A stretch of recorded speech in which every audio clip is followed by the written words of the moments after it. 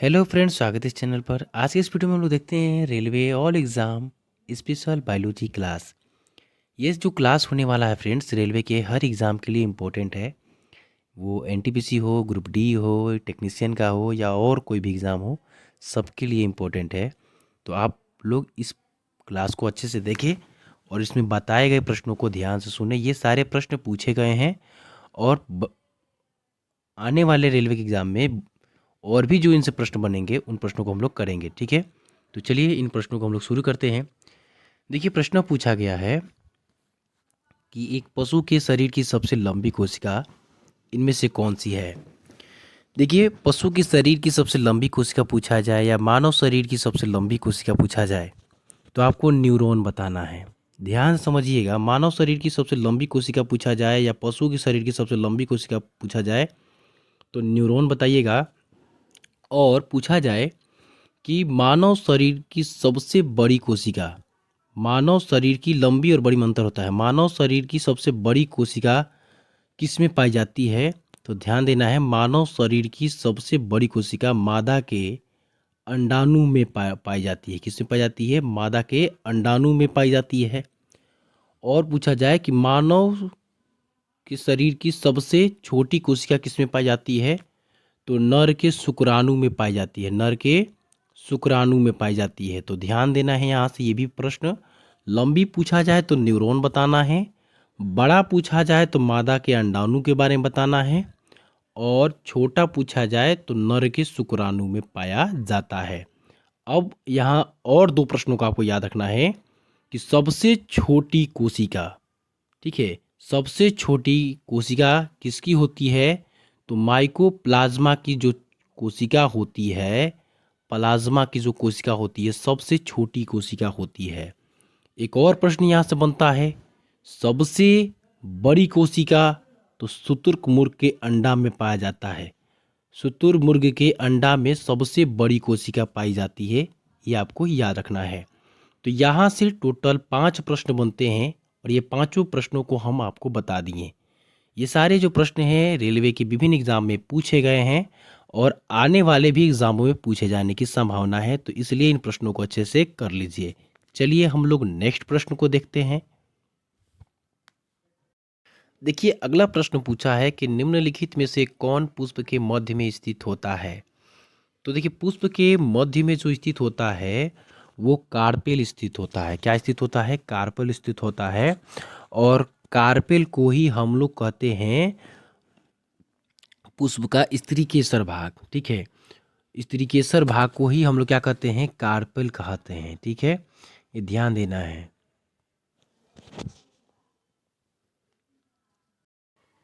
देखिए, प्रश्न है कि निम्नलिखित में कौन पुष्प के मध्य में स्थित होता है। तो पुष्प के बीच में यानी फूल के बीच में। तो देखिए, पहले फूल के बारे में हम आपको बताते हैं, कुछ बातें उसको समझ लेना है। देखिए, फूल के बीच में जो होता है, ये ऐसी जो संरचना होती है उसे हम लोग कहते हैं स्त्री केसर। क्या कहते हैं फ्रेंड्स? पहले सुनिए, स्त्री केसर कहते हैं। और इसी स्त्री केसर को ही हम लोग कार्पेल कहते हैं। क्या कहते हैं फ्रेंड्स? कार्पेल कहते हैं। और इसके किनारे किनारे यहाँ पर जो पंखुड़ी निकली रहती है, इसे हम लोग फूल का नर प्रजनन अंग कहते हैं और इसे पुंकेसर कहते हैं। क्या कहते हैं फ्रेंड्स? जो नर प्रजनन अंग होता है और इसे पुंकेसर कहते हैं।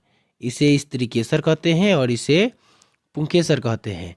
स्त्री केसर को हम लोग कार्पेल कहते हैं, ठीक है। कार्पेल कहते हैं या जयांग भी कहते हैं। ध्यान रखिएगा, जयांग भी कहते हैं। उसी तरह पुंकेसर को हम लोग पुमंग भी कहते हैं। क्या कहते हैं? पुंकेसर को पुमंग भी कहते हैं। तो ये ध्यान देना है। अब ध्यान देना है कि जो स्त्री केसर होता है, हम एक एक करके बताते हैं, पहले समझिए सभी के बारे में। स्त्री केसर के बारे में पहले समझिए। स्त्री केसर के 3 भाग होते हैं। ऊपर वाला जो भाग होता है उसे हम लोग वर्तिकाग्र कहते हैं। बीच वाला ये जो भाग होता है इसे वर्तिका कहते हैं। और ये नीचे वाला जो भाग होता है इसे अंडाशय कहते हैं।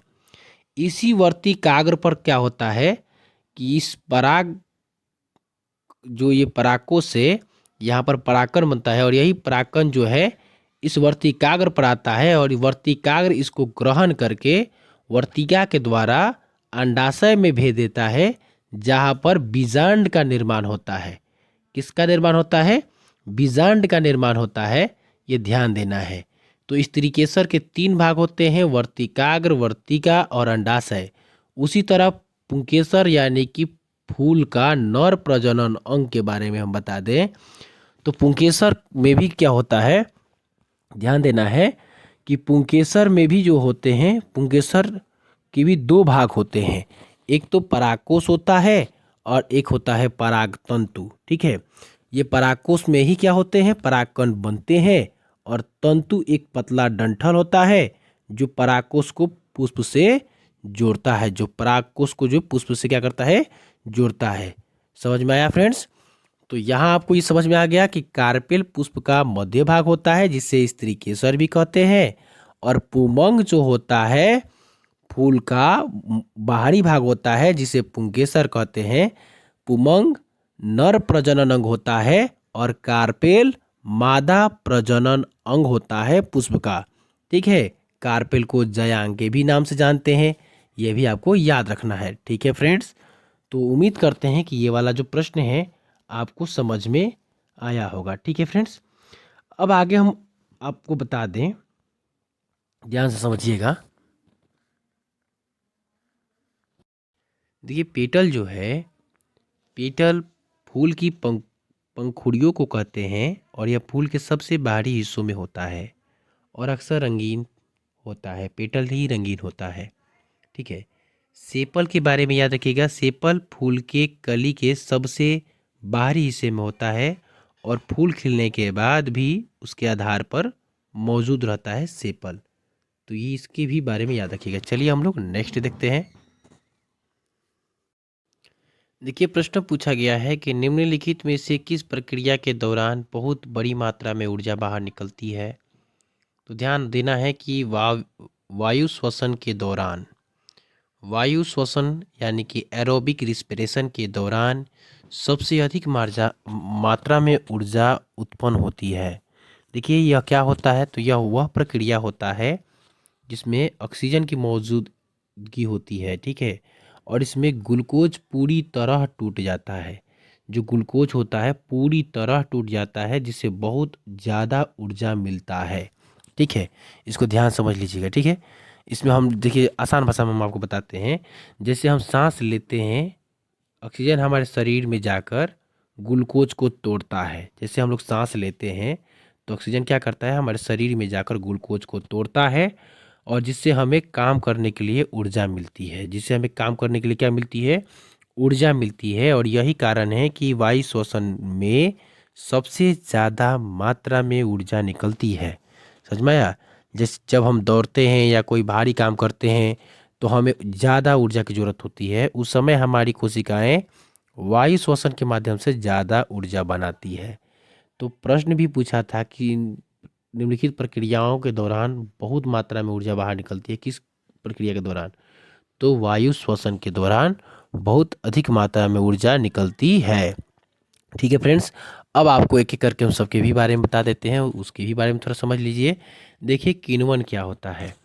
किण्वन को इंग्लिश में फर्मेंटेशन कहते हैं और ये एक ऐसी प्रक्रिया होता है जिसमें सूक्ष्म जीव जैसे कि यीस्ट हो गया, बैक्टीरिया हो गया, ठीक है, ये ग्लूकोज को एल्कोहल या एसिड में बदल देते हैं, एल्कोहल या एसिड में बदल देते हैं और यह प्रक्रिया ज़्यादा ऊर्जा नहीं बनाती है, किण्वन।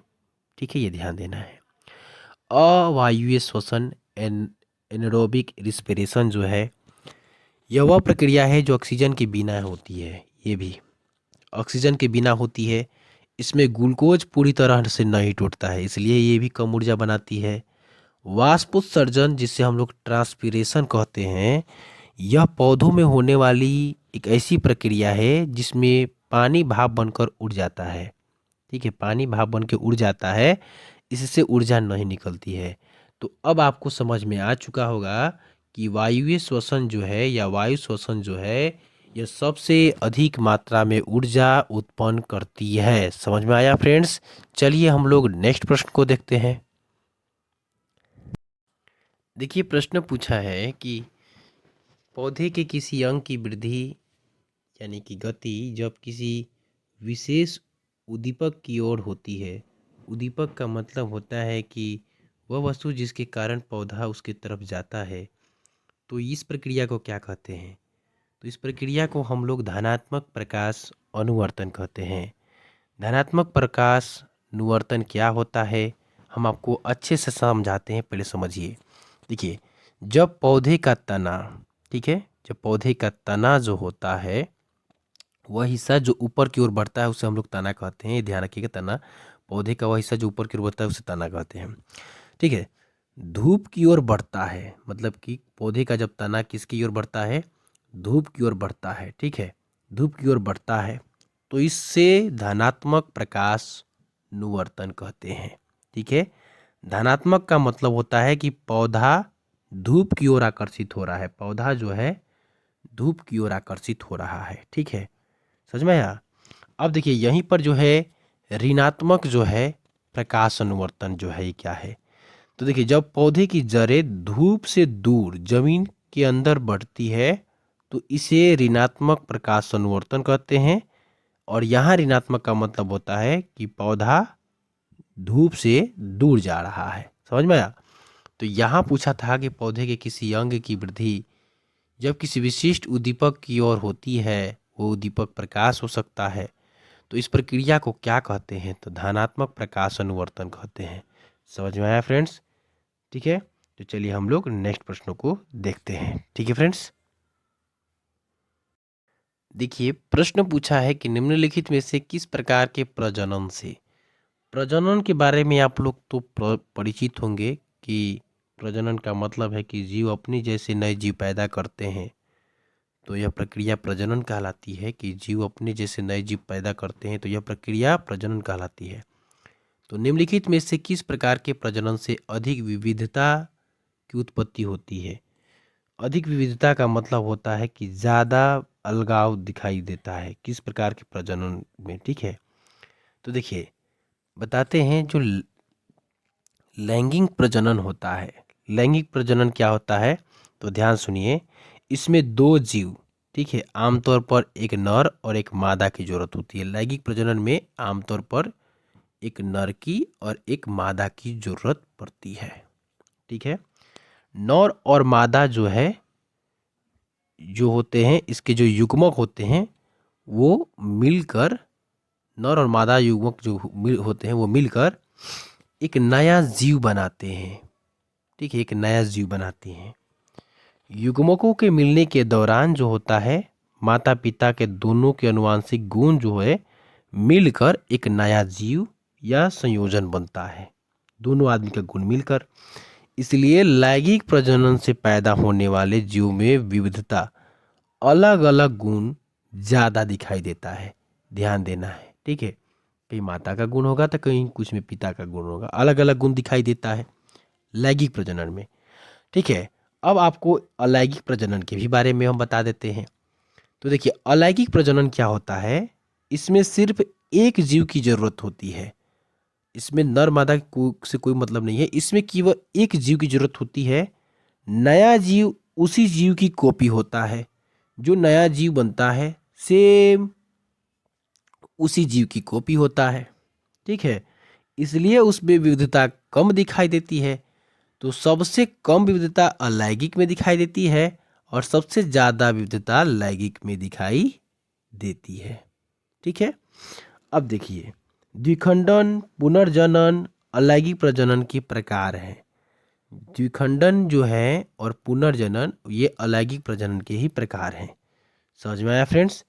तो आपको उम्मीद करते हैं कि ये समझ में आ चुका होगा। ठीक है फ्रेंड्स, अब छोटे शब्द में हम आपको बता दें कि लैंगिक प्रजनन में दो जीवों के अनुवांशिक गुण मिलते हैं जिसमें नए जीव में विविधता आती है, और अलैंगिक प्रजनन में सिर्फ एक जीव शामिल होता है, इसलिए इसमें विविधता कम होती है।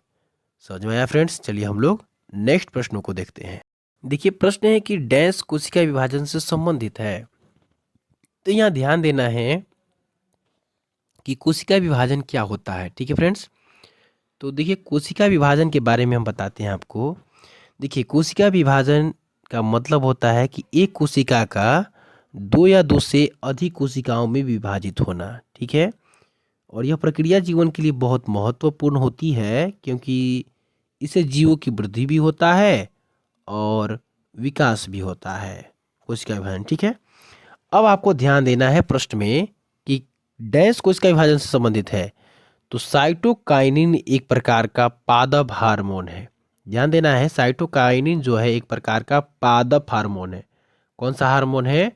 तो पादप हार्मोन है, जो क्या करता है कि यह जो है कोशिका विभाजन को बढ़ावा देता है। साइटोकाइनिन कोशिका विभाजन को बढ़ावा देता है और यह हार्मोन पौधों में नई कोशिकाओं के निर्माण में मदद करता है। साइटोकाइनिन यह हार्मोन जो है पौधों की नई कोशिकाओं के निर्माण में मदद करता है, ये ध्यान देना है। ठीक है फ्रेंड्स, अब देखिए मैलेक हाइड्राइज।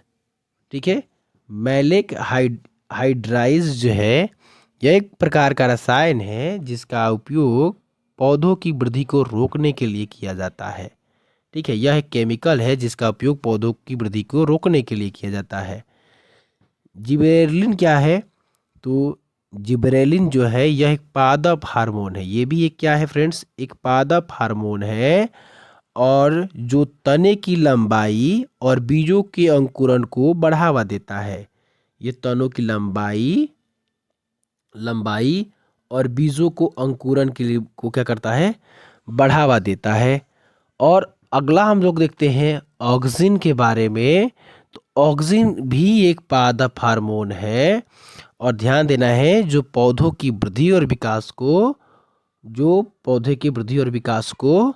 नियंत्रित करता है। ठीक है, तो ध्यान देना है इस सब के बारे में। तो ध्यान रखना है कि यहाँ इसका राइट आंसर क्या होगा? साइटोकाइनिन होगा। ठीक है फ्रेंड्स, चलिए हम लोग नेक्स्ट प्रश्न को देखते हैं। देखिए प्रश्न पूछा है कि खाना बनाने एवं स्वाद हेतु प्रयोग किया जाने वाला अदरक एक राइजोम है जो।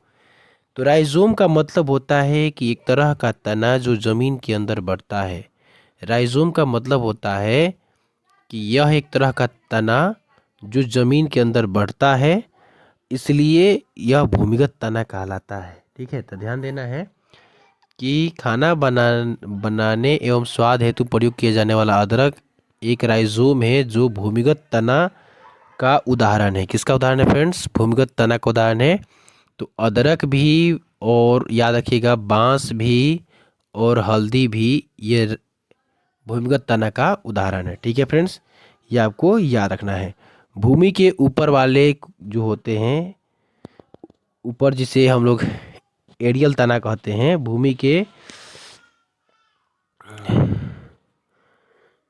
तो इसके अंतर्गत जो है अदरक बांस हल्दी नहीं आता है। ठीक है, ये ध्यान रखना है। चलिए हम लोग नेक्स्ट देखते हैं। देखिए प्रश्न पूछा है कि इनमें से कौन सी वायु से भरी शारीरिक गुहा है। ठीक है, यह प्रश्न पूछा है कि इनमें से कौन वायु से भरी शारीरिक गुहा है। तो देखिए एक बात हम आपको बताते हैं कि इसमें से जो साइनस है, साइनस हमारे चेहरे की हड्डियों में मौजूद हवा से भरा हुआ एक गुहा होता है, खाली स्थान होता है। हमारे चेहरे की हड्डियों में मौजूद हवा से भरी हुई गुहाएं होती हैं। इनका काम हमारे नाक को नम रखना होता है। साइनस का नाक को जो है नम रखना होता है, और हमारी आवाज़ को गूंज प्रदान करना होता है साइनस का काम। ठीक है, ये आपको याद रखना है। अब हड्डी के बारे में बात करें तो हड्डियां हमारे शरीर की ढांचा बनाती है, और यह ठोस ऊतक की बनी होती है, इसमें हवा नहीं होता है। उपास्थि के बारे में बात किया जाए तो उपास्थि जो होता है एक लचीला ऊतक होता है जो हमारे जोड़ों और अन्य अंगों में पाया जाता है। यह हड्डियों की तरह ठोस नहीं होता है, लेकिन इसमें हवा नहीं होता है, ये भी ध्यान देना है। टेंडन के बारे में आपको पता होगा कि टेंडन ऊतक होते हैं जो मांसपेशियों को हड्डी से जोड़ते हैं। यह ऐसे ऊतक होते हैं जो मांसपेशियों को किससे जोड़ते हैं? हड्डी से जोड़ते हैं, ये आपको याद रखना है। ठीक है फ्रेंड्स, और हड्डी को हड्डी से जोड़ते हैं लिगामेंट, स्नायु। ठीक है, ये भी आपको याद रखना है। ठीक है फ्रेंड्स, तो अगला प्रश्न हम लोग देखते हैं। देखिए प्रश्न है कि निम्नलिखित में से किसमें हृदय में केवल 2 कक्ष होते हैं। तो देखिए रोहू के बारे में आप लोग जानते हैं। रोहू एक प्रकार की मछली होती है, और मछलियों के हृदय केवल 2 कक्ष के होते हैं।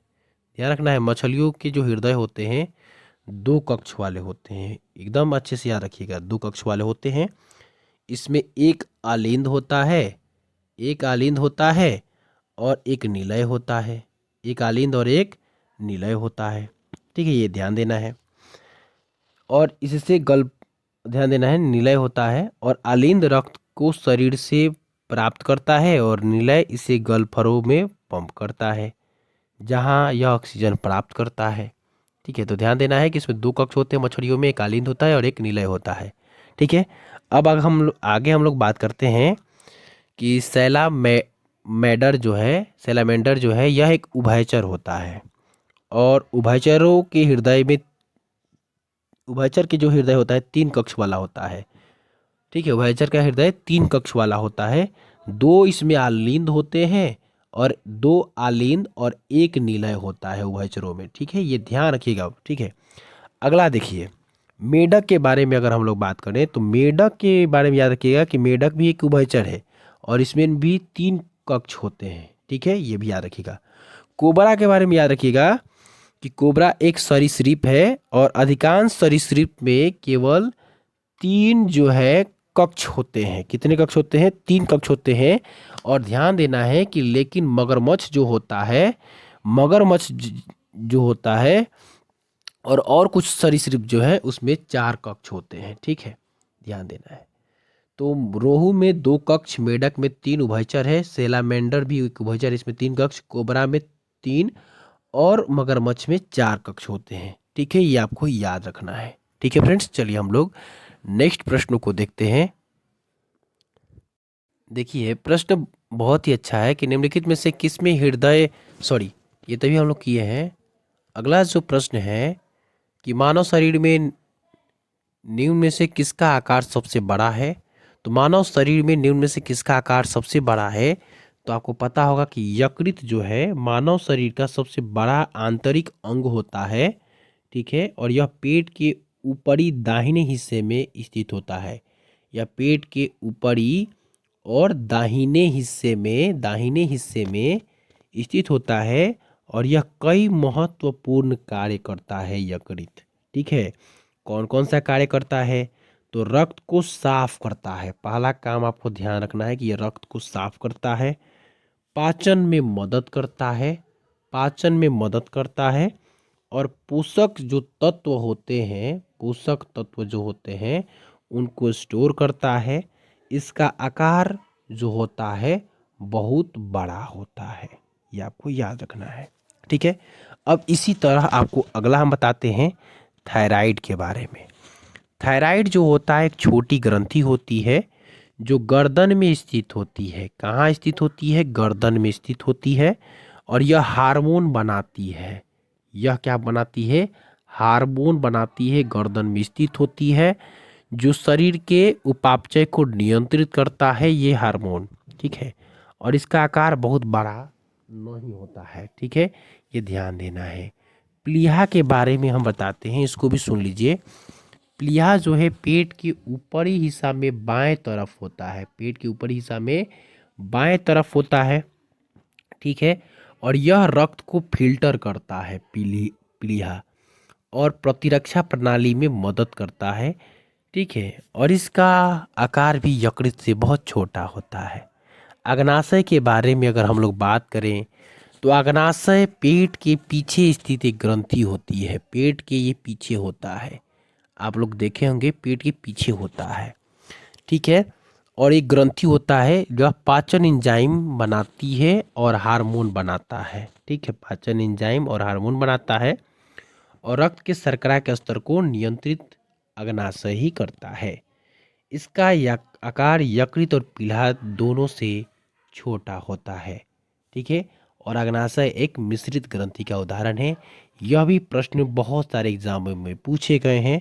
ठीक है फ्रेंड्स, तो उम्मीद करते हैं फ्रेंड्स कि आज की इस वीडियो में आप लोग को ये सारे प्रश्न जो है बहुत ही इंपॉर्टेंट लगे होंगे और ये सारे प्रश्न रेलवे के किसी न किसी एग्ज़ाम में अवश्य पूछे जाएंगे। और ये सारे जो प्रश्न जो भी लाए हैं 10 प्रश्न, ये सारे प्रीवियस ईयर के प्रश्न हैं, ये पूछे गए हैं और इनके व्याख्या से भी बहुत सारे प्रश्न बनेंगे आगे।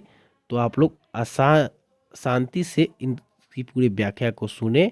ठीक है फ्रेंड्स, अगर इस यह चैनल आपको अच्छा लगे तो चैनल को सब्सक्राइब करें एंड लाइक करें। ठीक है।